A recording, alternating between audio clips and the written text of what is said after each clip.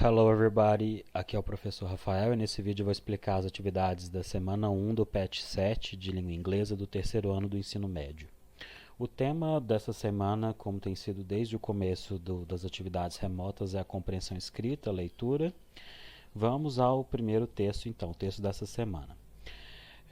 Aqui tem uma introdução dizendo que nós estamos caminhando juntos no ensino remoto, então tá aconselhando que vocês não deixem acumular as atividades, tirem dúvidas pelo Conexão Escola ou em seu grupo com o professor. E o importante é saber que estamos juntos para aprender. Então vocês devem realmente fazer isso, pessoal, não devem ficar com dúvida. Sei como é difícil aprender de forma remota, então não fiquem com dúvidas, nos procurem, ok?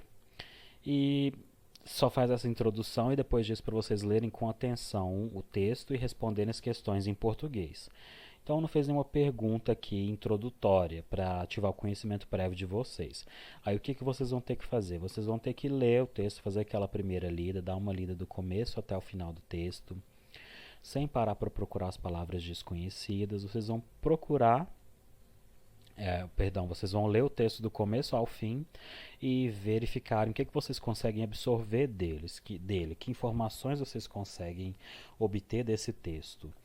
E o próprio título já diz alguma coisa, né? Nós vemos aqui a seção de onde foi tirado esse texto, Lifestyle, que é estilo de vida, e o título, Importance of English in an Office or a Workplace.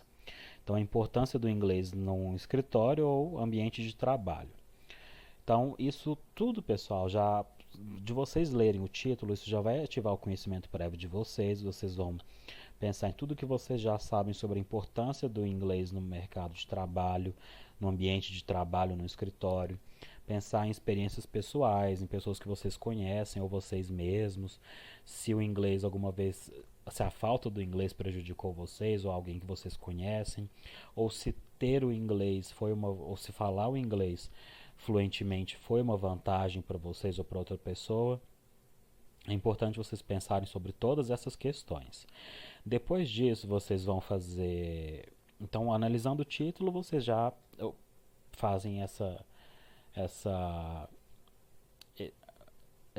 esse exercício, né, de relembrarem as, todas as informações que vocês já sabem sobre o assunto.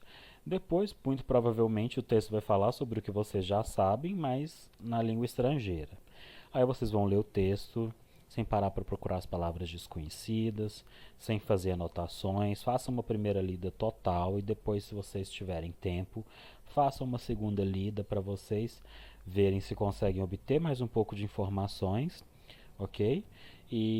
Mas pelo menos uma lida é necessária. Depois vocês podem partir para as perguntas de interpretação de texto ou os exercícios relacionados ao texto, que isso também vai facilitar a compreensão de vocês. O primeiro exercício pede para que vocês relacionem os dados do texto, que são dados fáceis, acredito eu, para todos vocês. Isso não requer um conhecimento na língua inglesa para resolver esse exercício, porque temos informações aqui básicas, que seriam data da publicação. Então vocês já podem ir diretamente aqui na opção da coluna que mostra uma data. Depois, título do texto. Observando aí as opções que nós temos, vocês voltam lá no texto e verificam qual é o título dele, que é The Importance of English in Workplace. O English é com letra maiúscula, viu, pessoal? Deve ter tido um erro de digitação por parte de quem elaborou esse patch. C, nome do site. Isso também está lá perto do texto. E entre iSchool Connect e 1418, provavelmente o nome é iSchool Connect. E o número de visualizações, 1418, né? 1418. Então, isso para vocês relacionarem, para dar uma revisada no que vocês viram do texto. Depois, pessoal, já faz uma pergunta um pouco mais específica. Quais são os testes de proficiência em inglês citados no texto? Aí vocês podem utilizar aquela estratégia que é focar nas palavras-chave da pergunta, que são testes de proficiência. Então vocês passem os olhos pelo texto até encontrar essa informação. Então, teste de proficiência. Aí a gente vê aqui no texto, ó, proficiency tests such as IELTS, TOEFL, PTE. Então, os que são mencionados são o IELTS, ou IELTS, TOEFL e PTE. Tem vários outros, ok? Mas os mencionados no texto são somente esses três. 3. Sem um conhecimento adequado no inglês, o que pode ocorrer? Então, agora, focar nessas palavras-chave, né? Conhecimento adequado no inglês. Então, vamos procurar, passando os olhos pelo texto. Então, ó, without proper knowledge of the English language, achamos aqui. Então, sem o conhecimento adequado na língua inglesa, pode ser difícil para você manter relações de negócio e, por fim, subir na escada corporativa, né? Ou seja, subir de posição.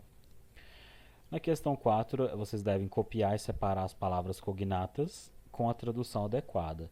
As palavras cognatas, acredito que todos vocês já saibam, né? É algo que vocês têm ouvido muito nesses exercícios desde o PET 1.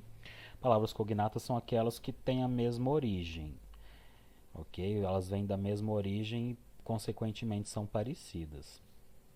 Muitos professores costumam dizer que são palavras que se parecem com o português e que têm o mesmo significado. De fato, é isso. Às vezes, vai depender do ponto de vista da pessoa. Às vezes a palavra não se parece, mas ela tem a mesma origem. Mas vamos focar então nessa questão de ser parecido com o português e significar a mesma coisa. Então vejamos aí, ó, importance, universally, primary, graduated. Então, palavra cognata, importance, tradução importância. Universally, universalmente. Primary, primário. Graduated, graduado. Tem muitas outras, viu, pessoal? Uma lista gigante. Então, vocês podem continuar fazendo. É um exercício que é interessante para praticar o vocabulário, que conforme vocês forem utilizando e exercitando essas palavras, vocês vão absorvendo elas naturalmente. Depois, na sentença, it is also the top language in technology and network-related fields. O pronome it refere-se a. Então, vamos achar essa frase aqui. Está aqui na última linha do texto, Why is English important in the workplace?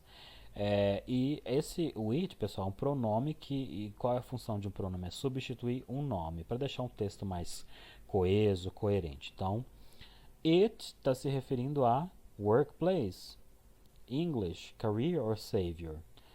O último sujeito que tem aqui é English, então está se referindo a inglês.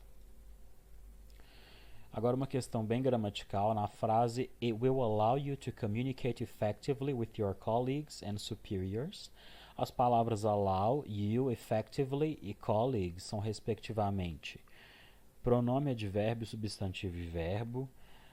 Substantivo, verbo, pronome, advérbio, verbo, pronome, advérbio, substantivo, ou verbo, pronome, substantivo e substantivo. Aí, pessoal, cabe a vocês procurando um dicionário. Eu trouxe aqui para vocês do dicionário Collins. Geralmente, em bons dicionários, a classe da palavra, ou seja, se ela é um pronome, se é um advérbio, se é um substantivo, se é um verbo. Então, aqui, ó, allow, que é a primeira que apareceu, ela é um verbo. Então, as respostas vão ser entre a C ou a D. Então, vamos à próxima. You. You é um pronome, então, entre a C e a D ainda. Agora, effectively. Muitas palavras terminadas em ly, pessoal, são advérbios. Então, é a letra C, ok? Só para verificar, colleague é um substantivo, né? Colega.